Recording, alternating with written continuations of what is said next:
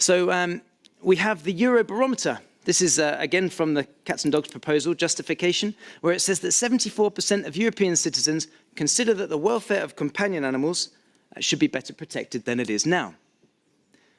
Well, in a survey of 6 member states with over 1,000 people in each member state, 92% of people thought that the trade of exotic pets should be better regulated, and 88% of those thought this should be done by the European Union because of the free movement of goods on the common market. To the untrained eye, these statistics look really compelling, but you don't have to look too closely before you realise that they don't really stand up to scrutiny. Exactly who did they ask?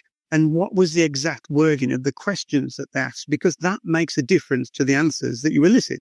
What you'll see from these questions is that they're essentially loaded questions, because we know darn well that most people in Europe don't know much about the scope or the size of the animal welfare issues in question. We can be pretty sure that they don't know much about European legislation either.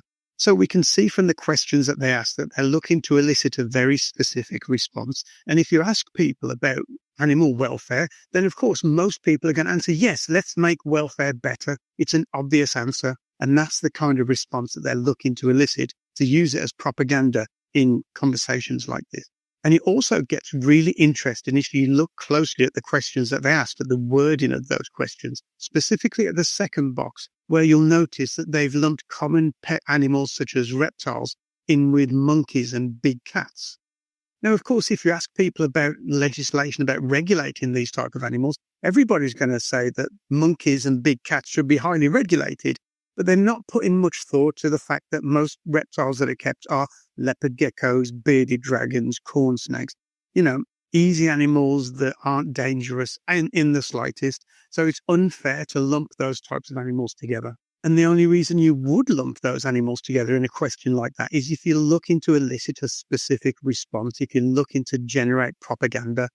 And we know that few people will look beyond the headlines. And that's why we feel it's important to go into the detail of these kind of statistics so that we can set the record straight.